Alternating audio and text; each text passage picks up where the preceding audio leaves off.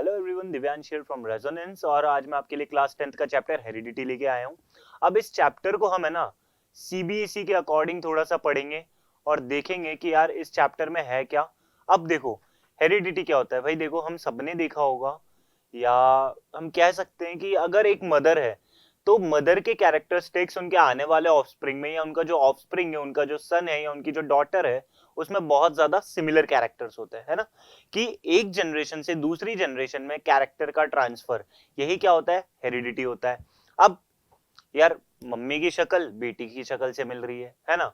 कि फादर की height toll है तो बेटा भी क्या हुआ या डॉटर भी क्या हुई, टॉल हुई। ठीक है। मदर या फादर में से किसी की आई का कलर ब्राउन है तो आने वाली जनरेशन में भी आई का कलर क्या होगा, ब्राउन होगा। तो यार यही क्या है, ये कैरेक्टर्स एक जनरेशन से दूसरी जनरेशन में जा रहे हैं। ये आई का कलर, आई होना, आई का कलर होना, टॉल हाइट होना, ये क्या है, कैरेक्टर्स हैं। और एक जनरेशन से ये कहां जा रहे हैं, दूसरी जनरेशन में।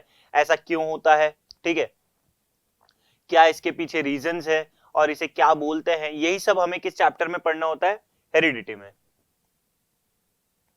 अब स्टार्टिंग विद द चैप्टर, अगर हम बात करें तो देखो, इसका एक ब्रीफ दे दूं कि सीबीएसई के अकॉर्डिंग, थोड़ा बोर्ड्स के अकॉर्डिंग हम इस चैप्टर को लेके जाएंगे और यहां पर डिस्कस करेंगे कि मेन मेन आपके लिए बोर्ड्स में क्या होगा, क्या क्वेश्चंस आ सकते हैं, क्या क्वेश्चंस पूछे गए हैं, है ना।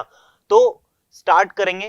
पहले इस वाले लेक्चर में हम कुछ टर्मिनोलॉजीज को पढ़ेंगे, कुछ टर्म्स को पढ़ेंगे और उन्हें क्लियर करेंगे कि ये जो टर्म्स इस चैप्टर में हमारे यूज हुई है, इनका एक्चुअल मीनिंग क्या है। तो let's start with the actual chapter. And सबसे पहले देखते हैं कि व्हाट इज हेरिडिटी। भैया हेरिडिटी है क्या। एक्चुअल में हम बोल देते हैं हेरिडिटी चैप्टर, है ना। पर एक्चुअल में हेरिडिटी का मतलब ये है कि the process of transfer of characters. देखो, हेरिडिटी इज द प्रोसेस, एक जनरेशन से, पेरेंट जनरेशन से ऑफस्प्रिंग में, या एक जनरेशन से दूसरी जनरेशन में कैरेक्टर्स के ट्रांसफर को ही हम क्या बोलते हैं, हेरिडिटी बोलते हैं। Definition is the process of transfer of characters from one generation to another से, या फिर next generation is called heredity. Mother father से जो कैरेक्टर्स अगली जनरेशन में ट्रांसफर होंगे उसे ही हम क्या बोलेंगे, हेरिडिटी बोलेंगे। नाउ व्हाट आर वेरिएशंस, ठीक है। हेरिडिटी के साथ हमारे पास एक टर्म भी आएगी, उसे हम बोलेंगे वेरिएशन। अब वेरिएशन का क्या मतलब है, differences between members of same generation और स्पीसीज इज कॉल्ड वेरिएशंस। मेरी एक बात बताओ, मदर से या फादर से कुछ कैरेक्टर्स उनकी आने वाली जनरेशन में क्या हो रहे हैं, ट्रांसफर हो रहे हैं, ये हमने जान लिया और इसे हमने बोला हेरिडिटी। पर क्या वो जो जनरेशन आई, क्या वो जो ऑफस्प्रिंग आया, क्या वो बिल्कुल एग्जैक्ट सेम टू सेम है क्या अपनी प्रीवियस जनरेशन से या अपने मदर या फादर से, नहीं। कुछ ना कुछ तो उसमें डिफरेंस होगा, है ना। ये बात हमें क्लियर है। तो वही कुछ डिफरेंसेस जो एक जनरेशन से दूसरी जनरेशन में जब हम आ जाते हैं और कैरेक्टर्स का ट्रांसफर होता है, पर उन कैरेक्टर्स को छोड़ के जो अदर डिफरेंसेस होते हैं वही क्या होते हैं, वेरिएशंस होते हैं। जैसे कि मेरी मदर है और मैं हूं, ठीक है। माना बहुत सी चीजें सिमिलर है, मदर की आई का कलर ब्राउन है, मेरी आई का कलर भी ब्राउन है, बट कुछ चीजें मेरी खुद की है, कुछ चीजें मेरी डिफरेंट है मदर से या फादर से। तो वही जो चीजें मेरी खुद की है ना, वही क्या है, वेरिएशन से, मेरे खुद के कैरेक्टर से क्या है, वेरिएशन से। वही जो डिफरेंसेस हम दोनों को अलग अलग बनाते हैं वही क्या है, वेरिएशन है। तो हमने क्या देखा, कैरेक्टर्स का ट्रांसफर इज हेरिडिटी। और उन कैरेक्टर से हटके कुछ जो खुद का कैरेक्टर है, जो प्रीवियस जनरेशन से नहीं मिलता, जो उस जनरेशन से हमें अलग बनाता है, वो क्या है, वेरिएशन है। Now genetics, study of heredity and variations. इसी हेरिडिटी को और इन्हीं वेरिएशंस को जब हम स्टडी करते हैं तो उस ब्रांच को हम क्या बोलते हैं, genetics. Genetic is the branch of science in which we study heredity and variations. क्या बात समझ आई, यहां तक समझ आ गई होगी, ठीक है। अब सबसे पहले ये हमें जो क्रोमोसोम है, डीएनए है, जीन है, ये हमें समझना होगा कि ये क्या होता है, ठीक है। क्रोमोसोम क्या है, it is a thread like structure present in nucleus of cell, made of DNA, nucleic acid and histone proteins which carries genetic information in the form of genes। अब देखो, हमने जब पढ़ा था, देखो यहां पर ये एक सेल है, सेल बना रखा है, ठीक है। ये सेल का न्यूक्लियस है। तो ये सेल के अंदर, न्यूक्लियस के अंदर ये कुछ स्ट्रक्चर्स हैं, इन्हें हम बोलते हैं क्रोमोसोम। इन स्ट्रक्चर्स को हम क्या बोलते हैं, क्रोमोसोम बोलते हैं। और ये क्रोमोसोम किसके बनते हैं, डीएनए और हिस्टोन प्रोटीन्स के बनते हैं। तो होता क्या है कि जो हमारी इंफॉर्मेशन है, चाहे वो हमारी हाइट की इंफॉर्मेशन हो, चाहे वो हमारे हेयर की इंफॉर्मेशन हो, चाहे वो किसी भी चीज की हमारी इंफॉर्मेशन हो, वो इंफॉर्मेशन इस क्रोमोसोम के अंदर, डीएनए के अंदर जीन की फॉर्म में स्टोर होती है। वही दे रखा है, which carries genetic information in the form of genes. DNA contains many genes. अब देखो, ये जो क्रोमोसोम है, मान लो ये किसका स्ट्रक्चर है, ये न्यूक्लियस था, ठीक है, ये न्यूक्लियस के अंदर एक क्रोमोसोम बना हुआ है, ठीक है। This chromosome is made up of DNA. अब डीएनए क्या है, डीएनए ऐसा कुछ स्ट्रक्चर है, डबल हेलिकल स्ट्रक्चर है डीएनए, ये डीएनए है, ठीक है। तो ये देखो यहाँ डीएनए बना रखा है, नाउ दिस इज डीएनए। अब जीन क्या है, segment of DNA is gene. ये डीएनए जो है ना, इसका ही अगर कोई ये पर्टिकुलर हम सेगमेंट ले लेते हैं,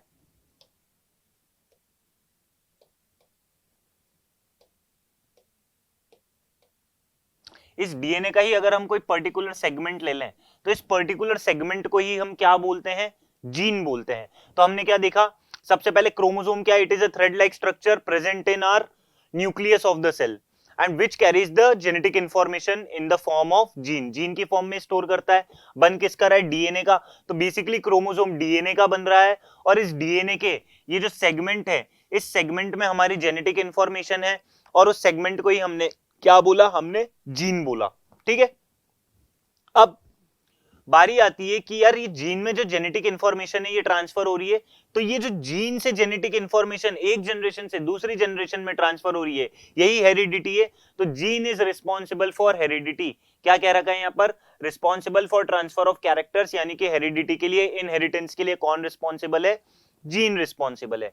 क्या यहां तक बात समझ आ गई होगी, है ना। तो आगे बढ़ते हैं। अब हमारे पास टर्म आता है एलील, ठीक है ना, हमारे पास क्या टर्म आता है, एलील। बेटा एक बार फिर से देखना, ये जो डीएनए था, इसके सेगमेंट को हमने जीन बोला था, और वो जीन हमारी हेरिडिटी इंफॉर्मेशन यानी हमारे कैरेक्टर्स की इंफॉर्मेशन को स्टोर कर रही थी, ठीक है। तो मान लो ये सेगमेंट है जीन का, और ये हमारी हाइट की इंफॉर्मेशन को स्टोर कर रहा है, ठीक है। मान लो ये वाला सेगमेंट हमारी आई की इंफॉर्मेशन को स्टोर कर रहा है। ये डीएनए है, डीएनए के अलग अलग सेगमेंट्स हैं, उन्हें हमने जीन बोल रखा है, और वो अलग अलग सेगमेंट्स हमारी अलग अलग कैरेक्टर्स की इंफॉर्मेशन को स्टोर कर रहे हैं, ठीक है। अब जो टर्म आई हमारे पास एलील, वो हमने दे रखा है अल्टरनेट फॉर्म ऑफ जीन। क्या दे रखा है, अल्टरनेट फॉर्म ऑफ जीन। तो बेटा जैसे अगर ये आपका डीएनए है, ठीक है, तो यहां पर अगर आपकी हाइट की जीन प्रेजेंट है, मान लो यहां पर आपकी हाइट की जीन प्रेजेंट है, तो इस हाइट की जीन की एक और अल्टरनेटिव फॉर्म भी इसी क्रोमोसोम पे प्रेजेंट होगी। क्या कह रहा हूं, अगर हाइट की जीन प्रेजेंट है, तो एक और हाइट की जीन कहीं ना कहीं प्रेजेंट होगी। और यही देखो, दोनों जीन्स किसकी है, हाइट की है, ठीक है। दोनों एक दूसरे की क्या है, अल्टरनेटिव फॉर्म है, और इन्हीं अल्टरनेटिव फॉर्म को हमने क्या बोला है, एलील बोला है। यानी कोई भी जीन अगर आप में प्रेजेंट है, तो उसकी एक और अल्टरनेटिव फॉर्म भी आप में प्रेजेंट होगी ही होगी, और उसी अल्टरनेटिव फॉर्म को हम क्या बोलते हैं, एलील बोलते हैं। Allele is the alternate form of gene which specify which occupy specific position on chromosome, ठीक है। तो ये डीएनए है, मतलब क्रोमोसोम, यार क्रोमोसोम किसका बन रहा है, डीएनए का ही बन रहा है ना, तो बेसिकली ये डीएनए है, इस पे जीन है। अगर ये हाइट की जीन इस पर्टिकुलर लोकेशन पे प्रेजेंट है, तो इसकी ये पर्टिकुलर, इसकी स्पेसिफिक लोकेशन को हम बोलते हैं लोकस। क्या बोलते हैं, लोकस बोलते हैं। आई बात समझ में। अब इसी की ही अल्टरनेटिव फॉर्म भी क्या होगी, यहां पर प्रेजेंट होगी, तो उसे हमने क्या बोला, एलील बोला। तो मान लो आपके डीएनए में एक हाइट की जीन है एच, ठीक है, तो उसकी ही एक और अल्टरनेटिव क्या फॉर्म प्रेजेंट होगी, एच। तो यानी कि दो जीन्स आपके पास प्रेजेंट होगी, इन्हीं पेयर्स को हम क्या बोलते हैं, एलील बोलते हैं। Now what is trait, trait is the specific feature और कैरेक्टर ऑफ एन ऑर्गेनिज्म। एक ऑर्गेनिज्म का स्पेसिफिक फीचर या फिर कैरेक्टर क्या होता है, ट्रेट। जैसे कि एग्जाम्पल से समझना, मैं मेरे पास हाइट है, मेरे पास क्या है, हाइट। हाइट होना इज अ कैरेक्टर, हाइट होना क्या है, इट इज अ कैरेक्टर। अब वो हाइट टॉल है या वो हाइट ड्वार्फ है यानी कि शॉर्ट है, वो क्या है, मेरी ट्रेट है। जैसे कि मेरे पास आई है, तो आंख होना इज अ कैरेक्टर। आंख होना क्या है भाई, ये कैरेक्टर कहां से मिला मुझे, मेरे मदर या फादर से, मदर या फादर से मिला, ठीक है। तो ये आंख होना इज अ कैरेक्टर। अब आई का कलर, जो मेरी आई का कलर है, या वो ब्राउन है या वो ब्लैक है, तो आई का कलर क्या है, ट्रेट है, ठीक है। कैरेक्टर में भी उसकी पर्टिकुलर इंफॉर्मेशन इज ट्रेट। आई बात समझ में, ठीक है। Now this is trait. अब होमोजाइगस ट्रेट और हेटेरोजाइगस ट्रेट क्या होती है, तो देखो, अगर आपके पास कोई कैरेक्टर प्रेजेंट है, भाई ये हाइट का कैरेक्टर था, हाइट की जीन थी, ये प्रेजेंट थी, ठीक है।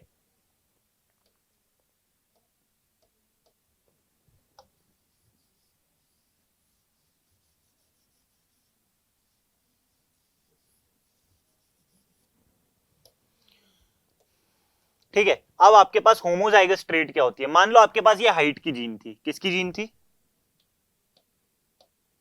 हाइट की जीन थी आपके पास, तो ठीक है भैया, हाइट की जीन थी हमारे पास। अब मैंने बताया था कि दो अल्टरनेटिव फॉर्म प्रेजेंट है जीन की। कितनी अल्टरनेटिव फॉर्म प्रेजेंट है? दो अल्टरनेटिव फॉर्म।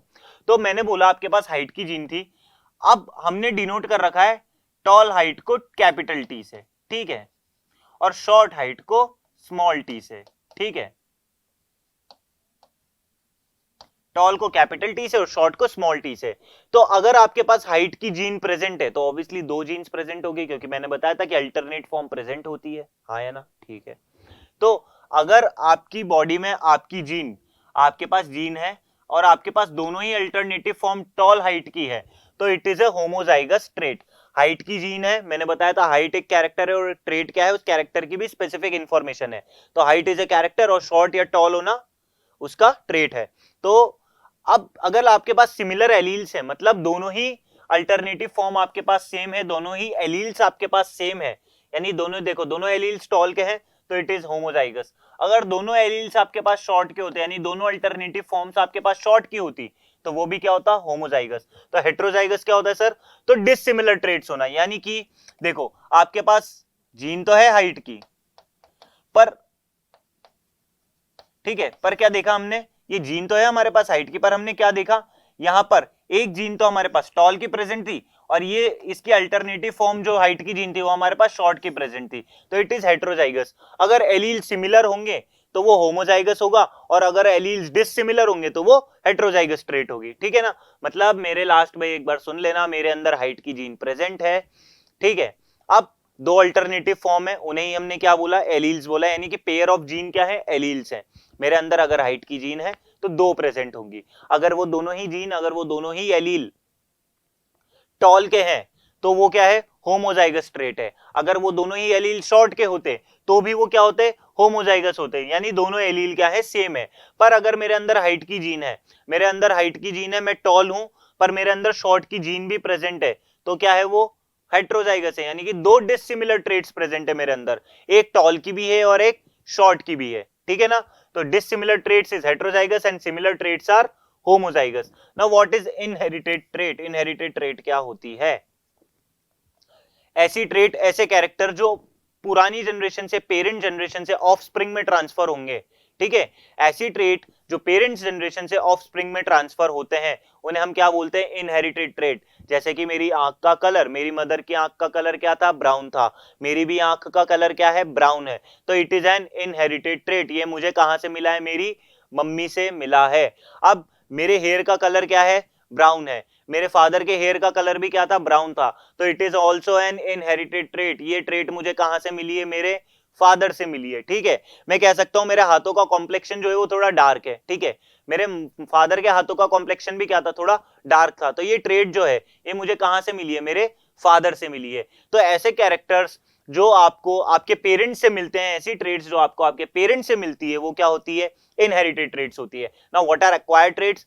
ऐसी ट्रेट्स जो आपको पेरेंट्स से नहीं मिल रही, या आप अपने खुद के लाइफ स्पैन में क्या करते हो? डेवलप करते हो। These traits are called acquired traits. जैसे कि टैनिंग हो जाती है, tan obtain from exposure to sun.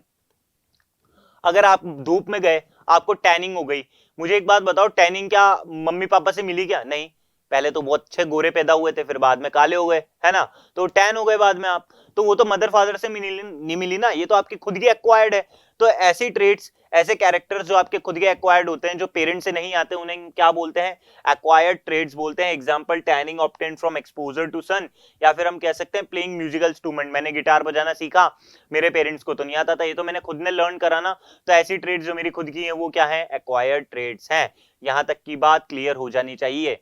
Although homozygous heterozygous में थोड़ा सा कंफ्यूजन हो सकता है, हमें तो सिर्फ इतना याद रखना है, अगर दोनों जीन्स, दोनों एलील सिमिलर हैं तो इट इज अ होमोजाइगस, और अगर दोनों एलील्स डिफरेंट हैं तो इट इज हेट्रोजाइगस, ठीक है। नाउ एक क्वेश्चन आता है हमारे पास, an elephant learns a trick that trick at the circus, will his offspring also know the trick by birth? देखो हमसे पूछा है कि एक हाथी है, उसने सर्कस में कोई ट्रिक सीख ली, मान लो बैट से फुटबॉल को मारना सीख लिया, तो जो उसका ऑफस्प्रिंग आएगा क्या वो भी इस ट्रिक को लर्न करने के साथ ही आएगा क्या? क्या आंसर है इसका? Support your answer with yes और नो एंड रीजन भी बताना है। तो इसका आंसर क्या होगा बेटा? इसका आंसर होगा नो। क्या आंसर होगा इसका? नो आंसर होगा। नो आंसर क्यों होगा?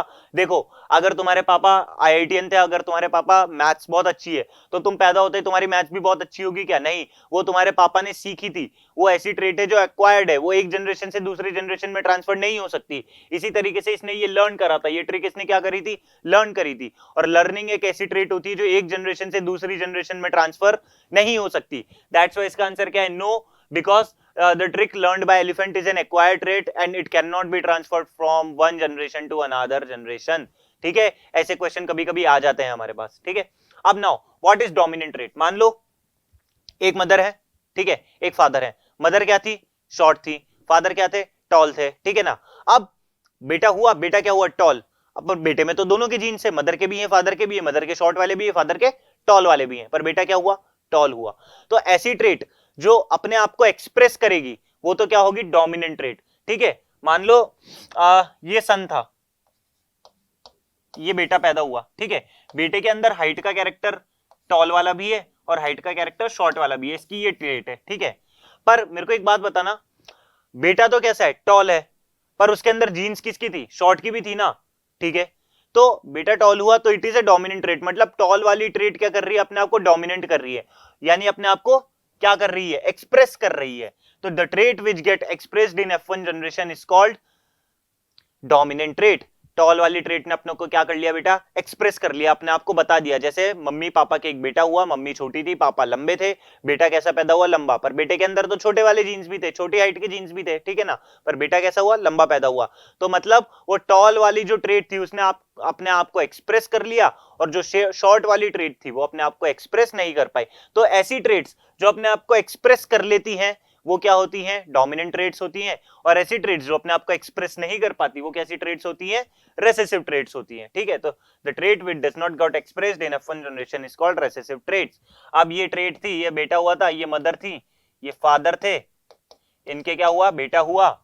ठीक है, मदर कैसी थी? शॉर्ट, और फादर कैसे थे? टॉल। ठीक है, तो बेटे के अंदर क्या है? टॉल के भी जीन आए और शॉर्ट के भी जीन आए, पर बेटा कैसा पैदा हुआ? टॉल पैदा हुआ। तो मतलब टॉल उसका क्या है? डोमिनेंट ट्रेट है, और शॉर्ट उसका क्या है? रेसेसिव ट्रेट है। शॉर्ट खुद को एक्सप्रेस नहीं कर पाया। लास्टली फिनोटाइप एंड जीनोटाइप, इससे आप ये भी समझ जाओगे। नाउ फिनोटाइप क्या होता है? अगर फिजिकल कैरेक्टर्स की हम बात करें, फिजिकल अपीयरेंस को देख के हम बात करें, तो वो क्या होता है?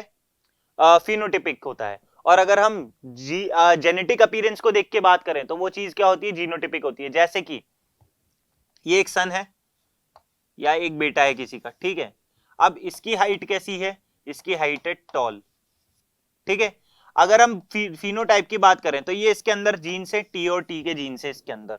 तो ये टी तो टॉल वाला है और ये टी कैसा है? शॉर्ट वाला है। ठीक है, तो अगर, क्या कह रहा हूं मैं, ध्यान से सुनना, अगर ये बेटा टॉल है तो मतलब वो तो फिजिकल अपीयरेंस है ना उसकी टॉल होना। तो ऐसा थोड़ी है कि उसके अंदर शॉर्ट वाला एलील नहीं है, शॉर्ट वाला एलील तो है उसके अंदर, पर उसकी फिजिकल अपीयरेंस कैसी है? टॉल। तो जब हम फिजिकल अपीयरेंस को देख के बात करेंगे तो हम क्या बोलेंगे? फिनोटाइप।